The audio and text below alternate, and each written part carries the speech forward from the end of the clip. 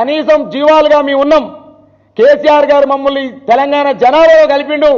కనీసం మాకు మందులు ఇవ్వండి, మాకు కనీసం జీవన బీమా కల్పించని చెప్పేసి గొర్రెలు ఇవాళ గాంధీ భవన్ ముట్టడించిన సంఘటన ఈ రాక్షస కళ్ళుండి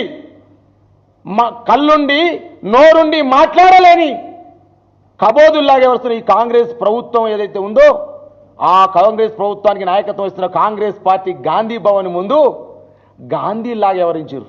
గొర్రెలు గాంధీలాగా ఎవరించి అయ్యా మమ్మల్ని కాపాడమని చెప్పేసి వేడుకుంటే ఈ కళ్ళుండి మాట్లాడలేని నోరుండి మాట్లాడలేని కళ్ళుండి చూడలేని ఈ కబోదులని రేవంత్ రెడ్డి సర్కారు గొర్రెలను కూడా డీసీఎంలు అరెస్ట్ చేసింది.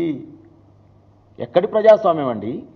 సామాజిక న్యాయం 7వ గ్యారంటీ, ప్రజా పరిపాలన ఎవరైనా ఏం మాట్లాడొచ్చని చెప్పేసి మాట్లాడిన రేవంత్ రెడ్డి ఆ గొర్రెలు మూగజీవాలు మాకు బీమా సౌకర్యం కల్పించాలని, మాకు నటల మందు ఇవ్వాలని, మా గొర్రె మూగజీవాలకు కనీసం మందులు ఇవ్వాలని ఆలోచన చేస్తే గొర్రెలను కూడా అరెస్ట్ చేసి పోలీసు వాళ్ళు ఏం చేయాలి?